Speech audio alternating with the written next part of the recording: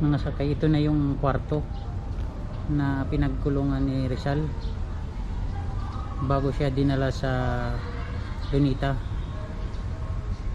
upang i-firing squad sa kasong pagtataksil sa Espanya noong December 30.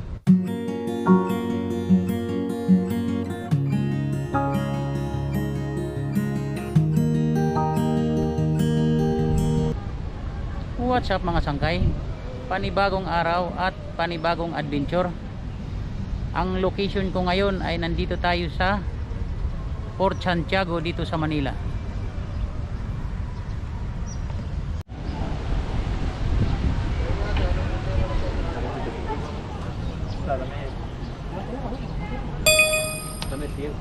Kuya,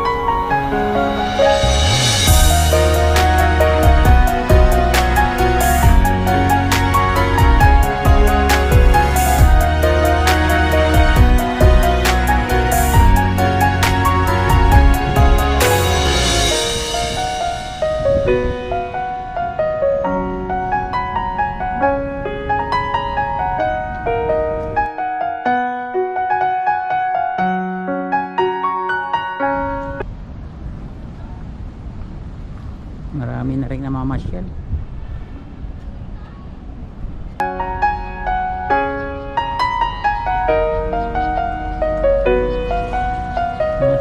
Pasok na tayo sa main entrance ng Port Santiago. Tingnan natin kung anong meron sa loob. First time ko rin nakarating dito mga sangkay. Kapal ng ano,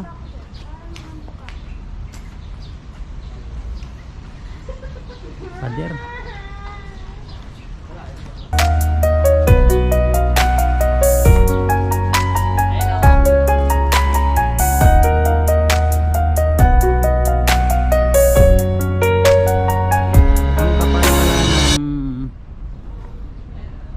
Ng bakod ng Port Santiago ay may 8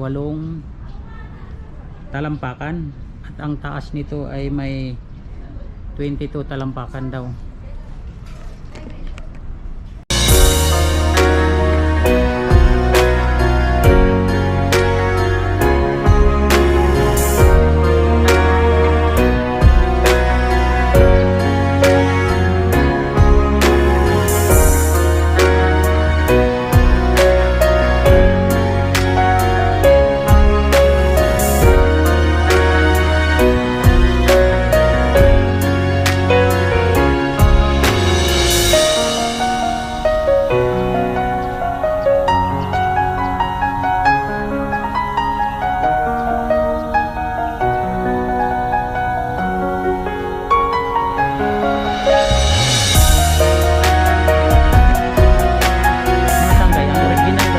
Santiago ay hindi ganito mga adobe ang bakod.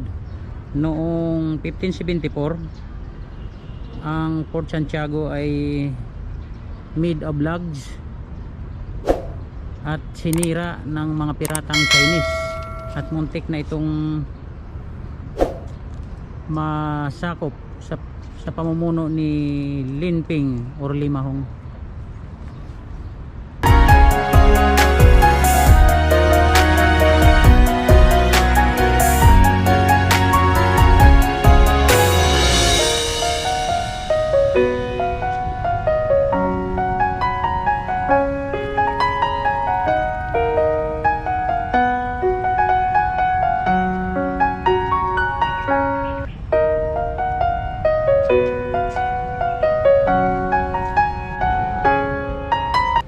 Dinig na natin yung kampana ng Manila Cathedral. Ito nga, itong puting cross na to, ito yung tinayo para sa mga namatay na almost or more or less 600 na Pilipino at mga Amerikano dito sa ilalim ng kinakatayuan ko nung panahon ng Hapon.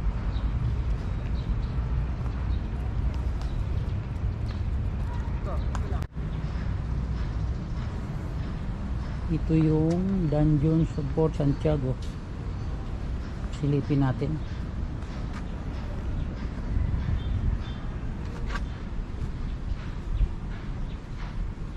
Sarado. Ang daming namatay dito nung gira. Mayroon ditong more or less 600 na namatay na dito sa ilalim. Dati rin tong parang armory ng mga Spanish. Madilim na. Sarado. Pasukin ko sana sa loob.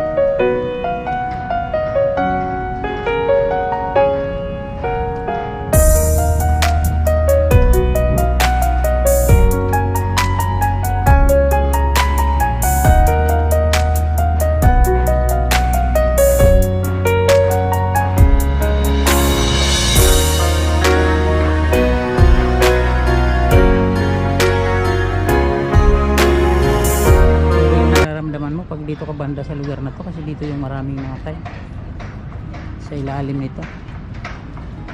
Parang kakaiba nararamdaman mo pag makapasyal kayo dito mga sanggay.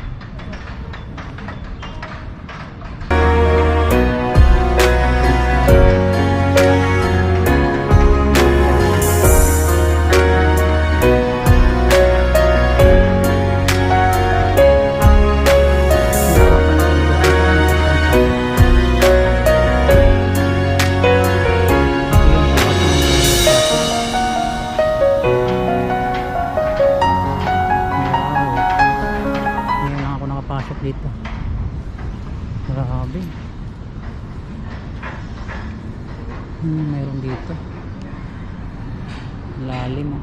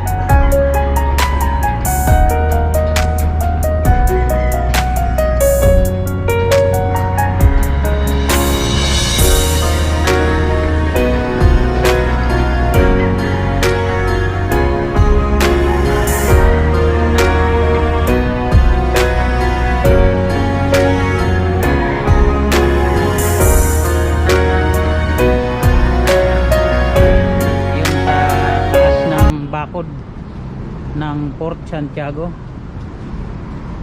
Ikutin natin tong lugar na to. Grabe itong bakod na to, ang lapad. Naisip ko tuloy yung ano, yung sa China, anong ang pangalan nun? Great Wall. Hindi naman siguro kasing laki to ng Great Wall, pero grabe yung lapad eh. Talagang sadyang ginawa to para maging depensa para sa mga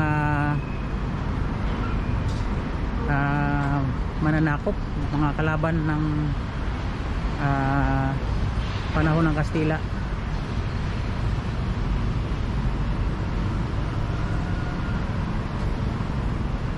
Ang unang ano daw nito, unang bakod ng Port Santiago na to nung hindi pa to nagawa. Gawa daw to dati sa mga logs.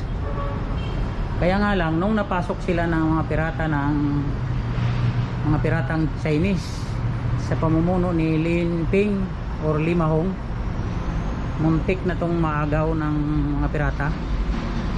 Kaya ang ginawa nilang mga Spanish nung inayos nila to at ginawa ng ganito kakapal na bakod para depensa.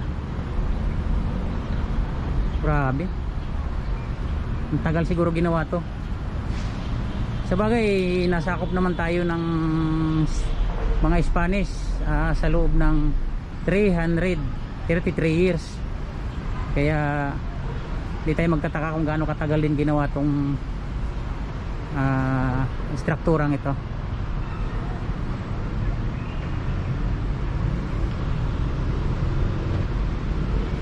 Masangkay puntahan natin yung pinagkulungan ni Rizal. Hanapin muna natin. Palibhasa first time ko to ditong makakarating. Hindi ko rin kabisado. Medyo hindi ko alam kung saan pupunta itong nilalakaran ko ngayon.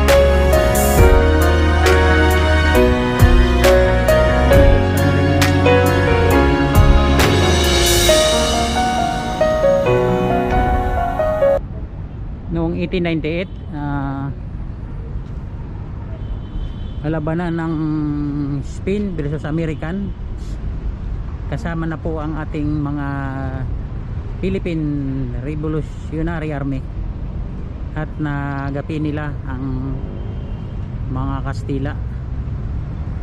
Ang sumunod namang pumasok dito ay ang mga Hapon, at yun, mas grabe ang nangyari dito. 1942 hanggang 1945, Japanese troops versus US troops, kasama pa rin ang ating mga sundalong Pilipino. Yun ang pinaka brutal na nangyari dito. Maraming pinaslang na lahat ng nandito mga tao na naabutan nila, pinatay, hinahasa ang ating mga kababaihan. Yan ang nangyari nung panahon ng Hapon. Doon sa baba mga sangkay, padami ng padami yung mga tao. May pwede rin magbaon pala, may misa. Pwede ka magbaon dito.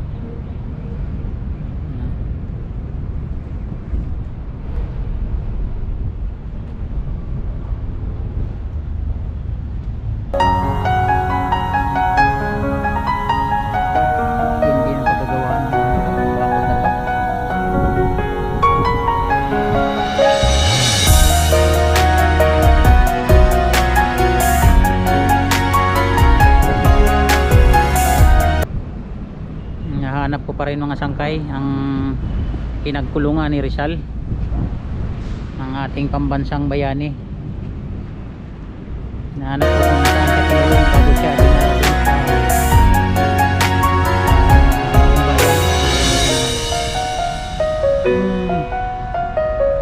mga adobe pala to ang ginawa dito. Grabing tibay.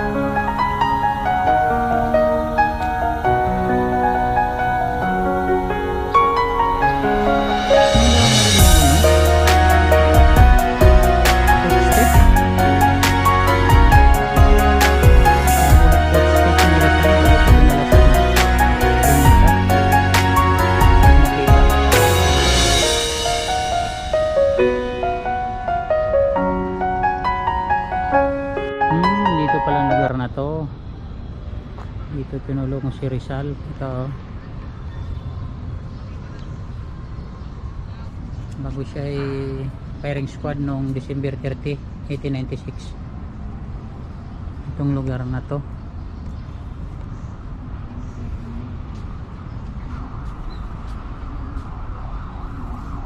Marami naman nang nakulong dito na mga sikat na tao, pero yung pinakasikat sa lahat si Dr. Jose Rizal. Kahit si Josepa Lianis Escoda may sabi-sabing dito rin sa Fort Santiago ikinulong, at mula noon hindi na makita ko, hindi na malaman ng tao kung saan, kung pinatay siya o ano man. Grabe, first time kong namasyal dito sa Fort Santiago, at kakaiba ang mararamdaman mo pag pamasyal ka dito. Parang ang bigat sa katawan, siguro dahil sa dami ng nagbuhis ng buhay sa lugar na ito, lalo na ang ating mga magigiting na mga bayani, magigiting na bayaning mga sundalo.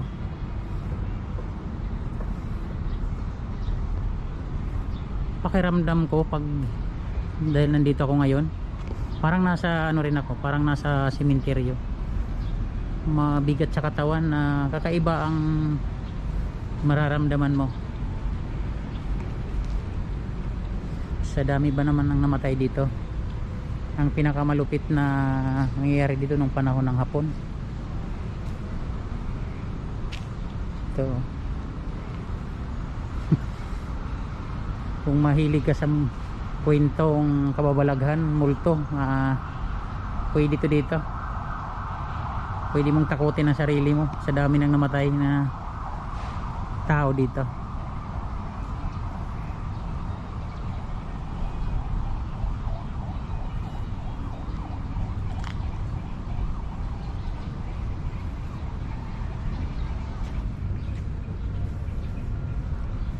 Itong daan na to papalabas pa rin papuntang Ilog Pasig.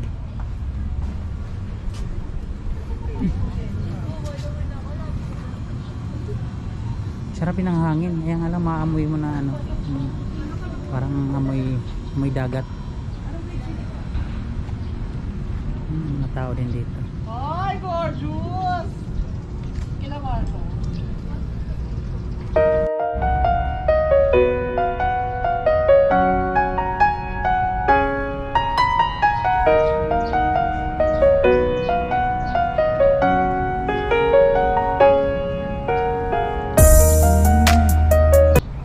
Ito pala, ito si ano, si Jose Rizal oh.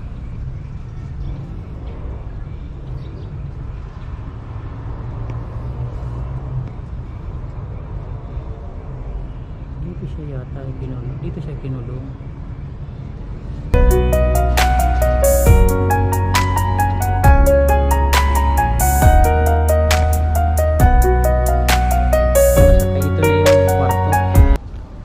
Pinagkulungan ni Rizal bago siya dinala sa Lunita upang i-firing squad sa kasong pagtataksil sa Espanya noong December 30, 1896. 35 years old pa lang si Rizal nung siya ay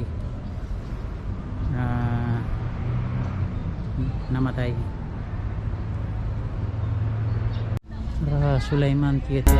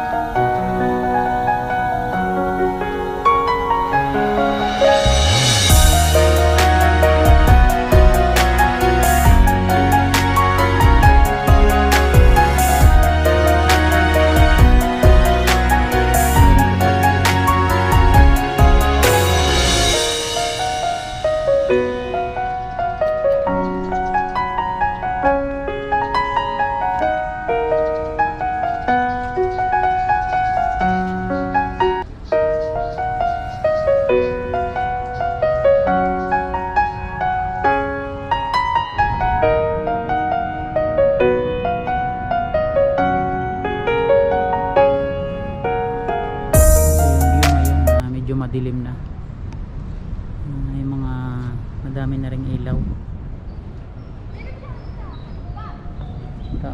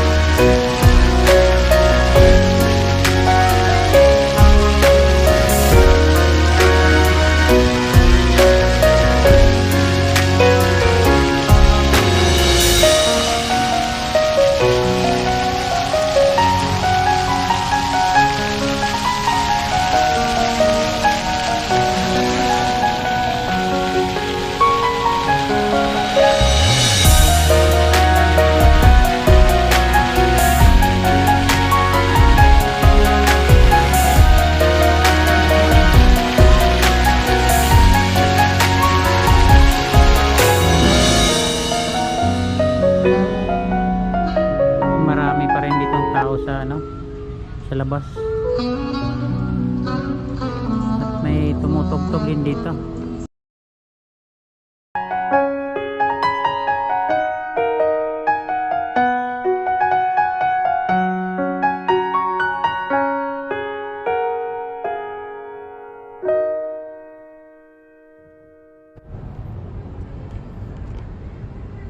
Mga sangkay, na-tour ko na kayo sa buong Port Santiago.